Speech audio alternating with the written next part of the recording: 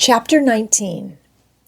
The library looked tranquil enough as I entered it, and the Sibyl, if Sibyl she were, was seated snugly enough in an easy chair at the chimney corner.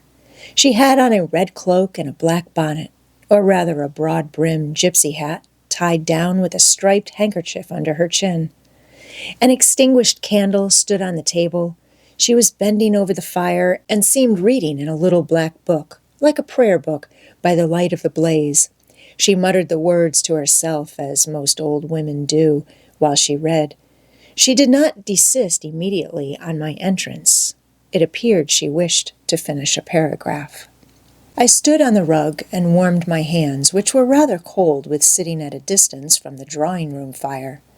I felt now as composed as ever I did in my life. There was nothing indeed in the gypsy's appearance to trouble one's calm. She shut her book and slowly looked up.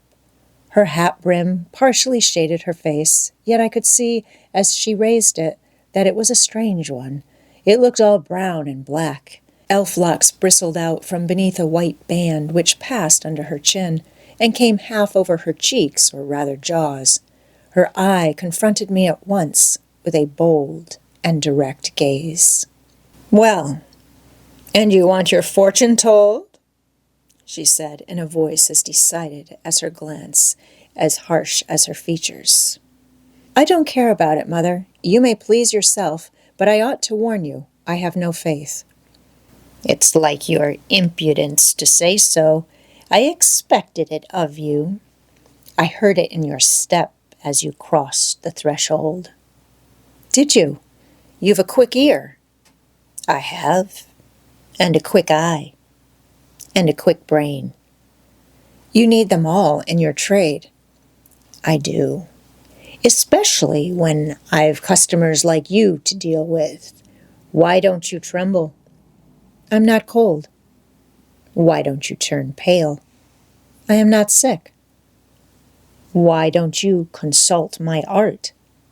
"I'm not silly." The old crone nitchered a laugh under her bonnet and bandage. She then drew out a short black pipe and, lighting it, began to smoke.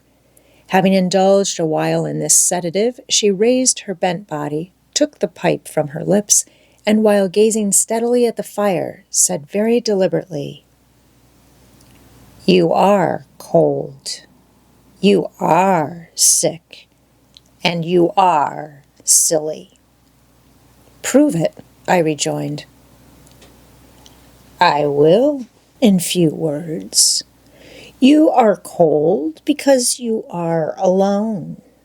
No contact strikes the fire from you that is in you.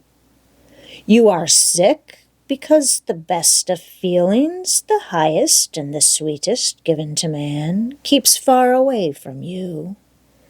You are silly because, suffer as you may, you will not beckon it to approach, nor will you stir one step to meet it where it waits you." She again put her short black pipe to her lips and renewed her smoking with vigor. "You might say all that to almost anyone who you knew lived as a solitary dependent in a great house." "I might say it to almost anyone, but would it be true of almost anyone?" "In my circumstances." "Yes, just so in your circumstances, but find me another precisely placed as you are." "It would be easy to find you thousands." "You could scarcely find me one. If you knew it, you are peculiarly situated. Very near happiness, yes, within reach of it. The materials are all prepared. There only wants a movement to combine them. Chance laid them somewhat apart. Let them be once approached, and bliss results." "I don't understand enigmas. I never could guess a riddle in my life." "If you wish me to speak more plainly, show me your palm." "And I must cross it with silver, I suppose?" "To be sure." I gave her a shilling. She put it into an old stocking foot, which she took out of her pocket, and having tied it round and returned it, she told me to hold out my hand. I did. She approached her face to the palm and pored over it without touching it. "It is too fine," said she. "I can make nothing of such a hand as that. Almost without lines. Besides, what is in a palm? Destiny is not written there." "I believe you," said I. "No," she continued, "it is in the face, on the forehead, about the eyes, in the lines of the mouth. Kneel and lift up your head." "Ah, now you are coming to reality," I said as I obeyed her. "I shall begin to put some faith in you presently." I knelt within half a yard of her. She stirred the fire so that a ripple of light broke from the disturbed coal. The glare, however, as she sat, only threw her face into deeper shadow. Mine it illumined. "I wonder with what feelings you came to me tonight," she said, when she had examined me a while.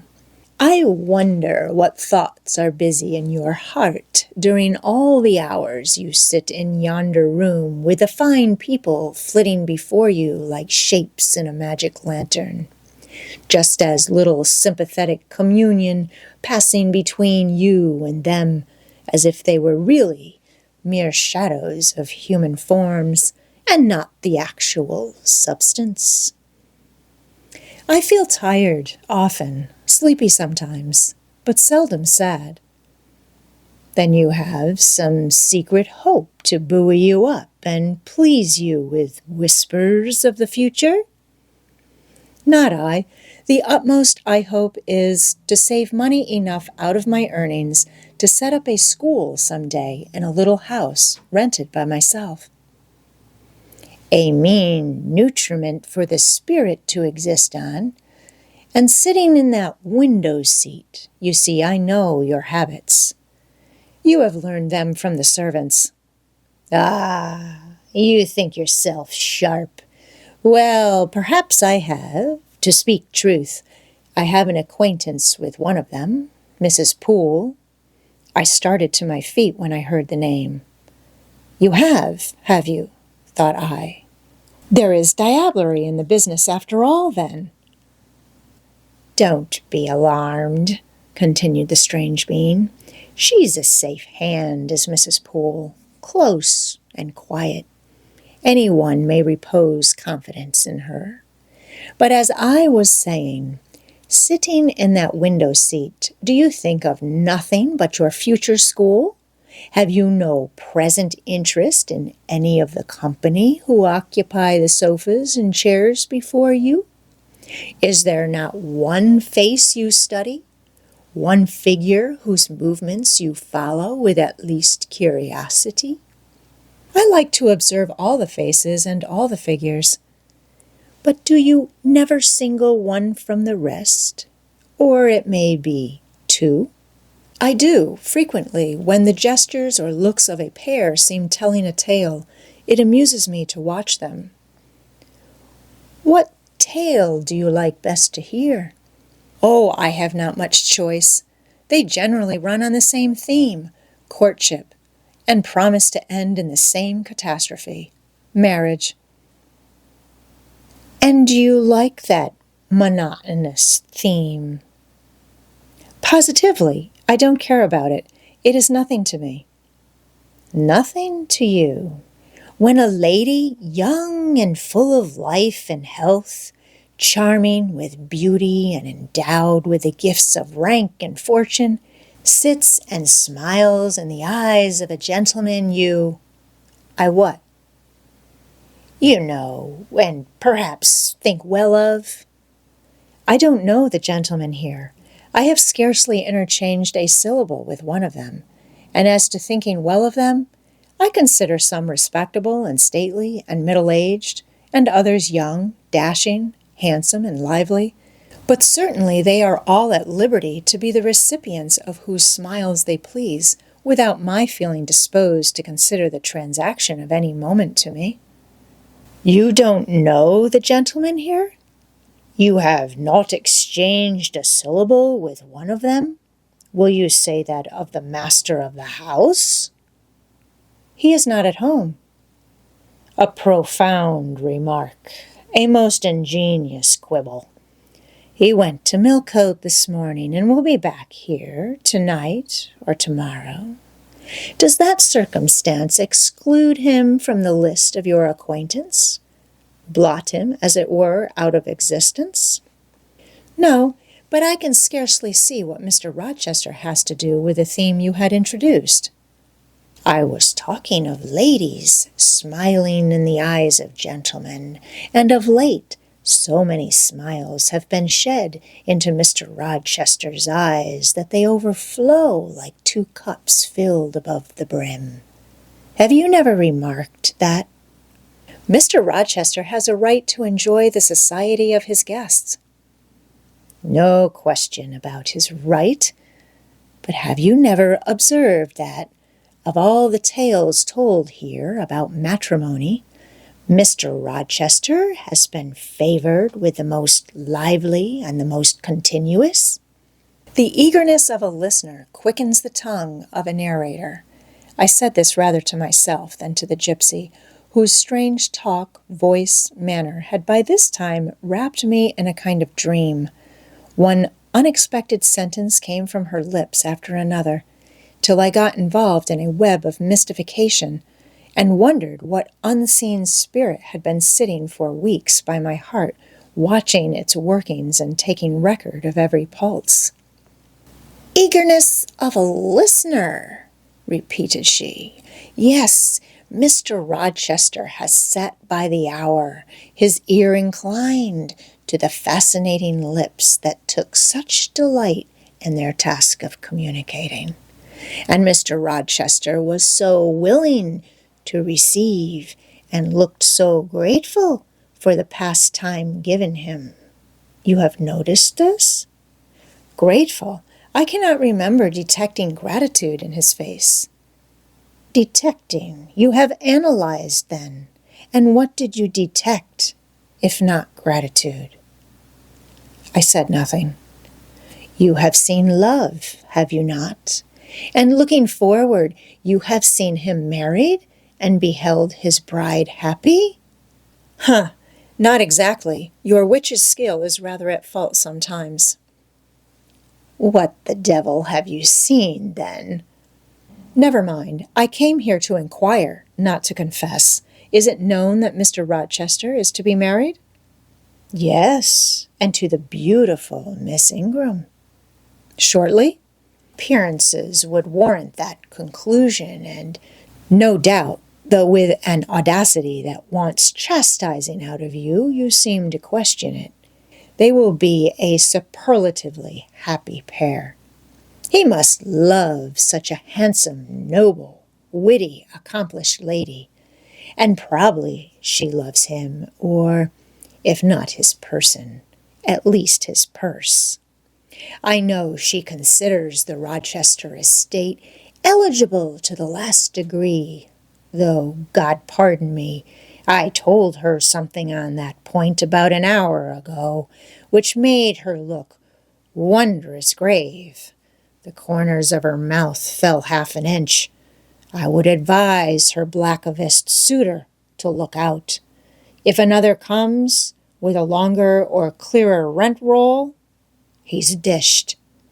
But, Mother, I did not come to hear Mr. Rochester's fortune. I came to hear my own, and you have told me nothing of it.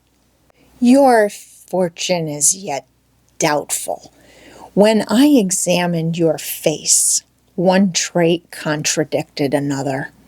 Chance has meted you a measure of happiness, that I know. I knew it before I came here this evening. She has laid it carefully on one side for you. I saw her do it. It depends on yourself to stretch out your hand and take it up. But whether you will do so is the problem I study. Kneel again on the rug. Don't keep me long. The fire scorches me. I knelt. She did not stoop towards me, but only gazed, Leaning back in her chair, she began muttering. The flame flickers in the eye. The eye shines like dew. It looks soft and full of feeling. It smiles at my jargon. It is susceptible. Impression follows impression through its clear sphere where it ceases to smile. It is sad. An unconscious lassitude weighs on the lid. That signifies melancholy resulting from loneliness. It turns from me. It will not suffer further scrutiny. It seems to deny, by a mocking glance, the truth of the discoveries I have already made, to disown the charge, both of sensibility and chagrin. Its pride and reserve only confirm me in my opinion. The eye is favorable. As to the mouth, it delights at times in laughter. It is disposed to impart all that the brain conceives, though I dare say it would be silent on much the heart experiences. Mobile and flexible, it was never intended to be compressed in the eternal silence of solitude. It is a mouth which should speak much and smile often, and have human affection for its interlocutor. That feature, too, is propitious. I see no enemy to a fortunate issue but in the brow, and that brow professes to say, I can live alone, if self-respect and circumstances require me so to do. I need not sell my soul to buy bliss. I have an inward treasure born with me, which can keep me alive if all extraneous delights should be withheld or offered only at a price I cannot afford to give. The forehead declares, reason sits firm and holds the reins, and she will not let the feelings burst away and hurry her to wild chasms.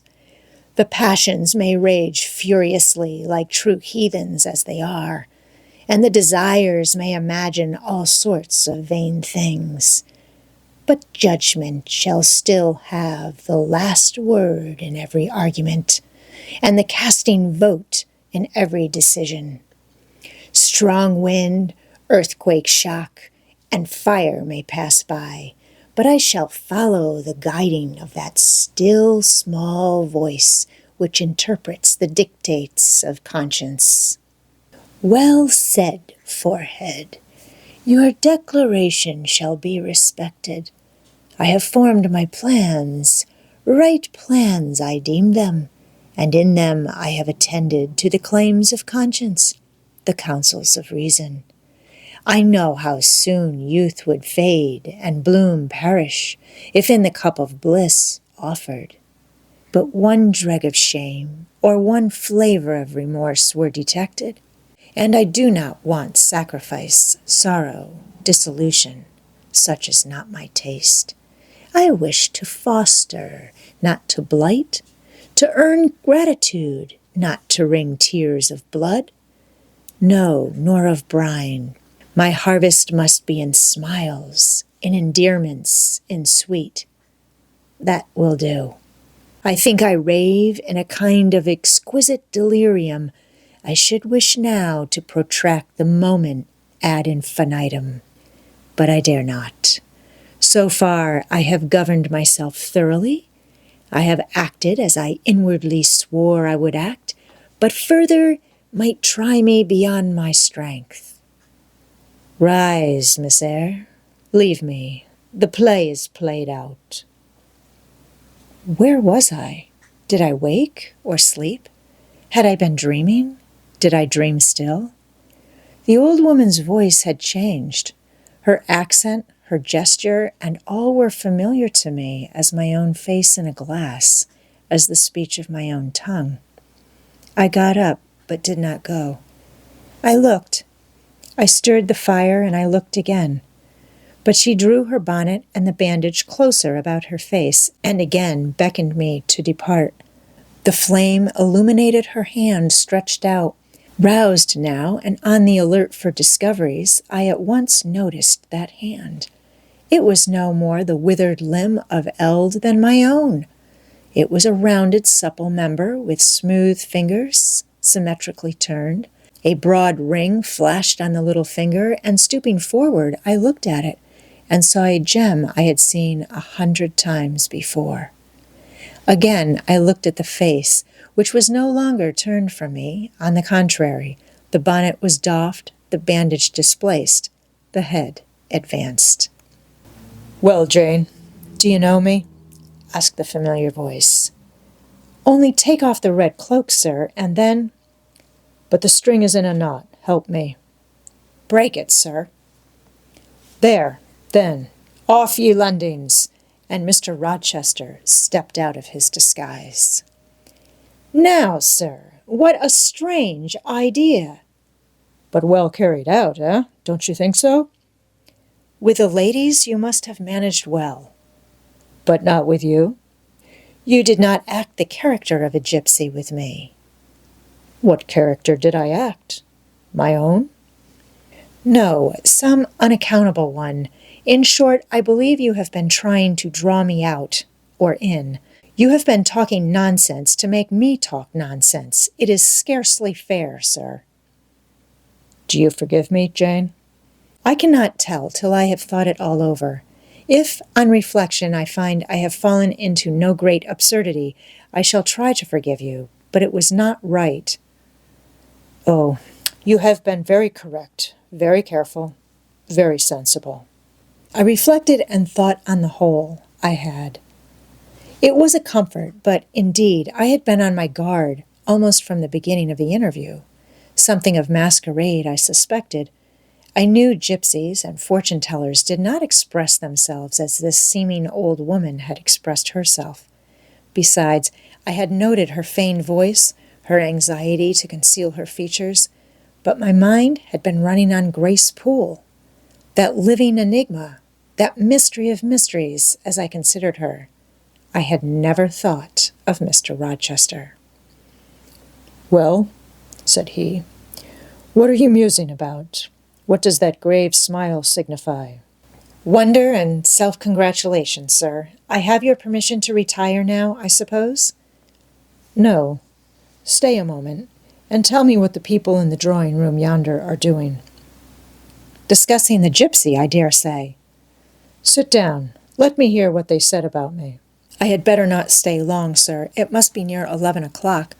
Oh, are you aware, Mr. Rochester, that a stranger has arrived here since you left this morning?" "A stranger? No. Who can it be? I expected no one. Is he gone?" "No. He said he had known you long, and that he could take the liberty of installing himself here till you returned." "The devil he did! Did he give his name?" "His name is Mason, sir, and he comes from the West Indies, from Spanish Town in Jamaica, I think." Mr. Rochester was standing near me. He had taken my hand as if to lead me to a chair. As I spoke, he gave my wrist a convulsive grip. The smile on his lips froze. Apparently a spasm caught his breath. "Mason, the West Indies," he said, in the tone one might fancy a speaking automaton to announce its single words. "Mason, the West Indies," he reiterated, and he went over the syllables 3 times, growing, in the intervals of speaking, whiter than ashes. He hardly seemed to know what he was doing. "Do you feel ill, sir?" I inquired. "Jane, I've got a blow. I've got a blow, Jane." He staggered. "Oh, lean on me, sir." "Jane, you offered me your shoulder once before. Let me have it now."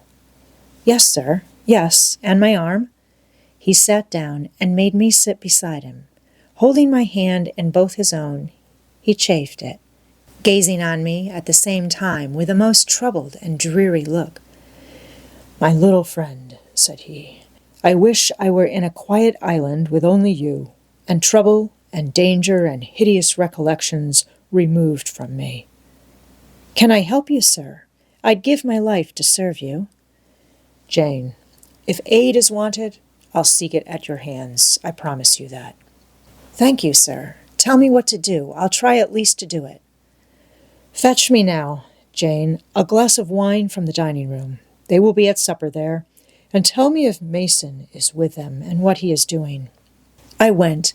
I found all the party in the dining room at supper, as Mr. Rochester had said. They were not seated at table. The supper was arranged on the sideboard. Each had taken what he chose, and they stood about here and there in groups, their plates and glasses in their hands. Everyone seemed in high glee. Laughter and conversation were general and animated. Mr. Mason stood near the fire, talking to Colonel and Mrs. Dent, and appeared as merry as any of them. I filled a wine-glass. I saw Miss Ingram watch me frowningly as I did so. She thought I was taking a liberty, I dare say, and I returned to the library. Mr. Rochester's extreme pallor had disappeared, and he looked once more firm and stern. He took the glass from my hand. "Here is to your health, ministrant spirit," he said. He swallowed the contents and returned it to me. "What are they doing, Jane?" "Laughing and talking, sir." "They don't look grave and mysterious, as if they had heard something strange?" "Not at all. They are full of jests and gaiety." "And Mason?" "He was laughing too." "If all these people came in a body and spat at me, what would you do, Jane?" "Turn them out of the room, sir, if I could." He half smiled. "But if I were to go to them, and they only looked at me coldly and whispered sneeringly amongst each other, and then dropped off and left me one by one, what then? Would you go with them?" "I rather think not, sir. I should have more pleasure in staying with you." "To comfort me?" "Yes, sir, to comfort you, as well as I could." "And if they laid you under a ban for adhering to me?" "I probably should know nothing about their ban, and if I did, I should care nothing about it." "Then you could dare censure for my sake?" "I could dare it for the sake of any friend who deserved my adherence, as you, I am sure, do." "Go back now into the room, step quietly up to Mason, and whisper in his ear that Mr. Rochester is come and wishes to see him.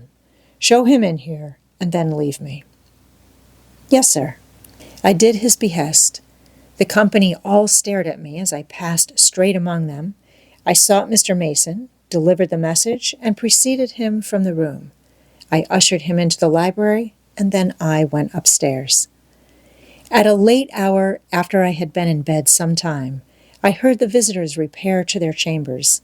I distinguished Mr. Rochester's voice and heard him say, "This way, Mason. This is your room." He spoke cheerfully. The gay tones set my heart at ease. I was soon asleep.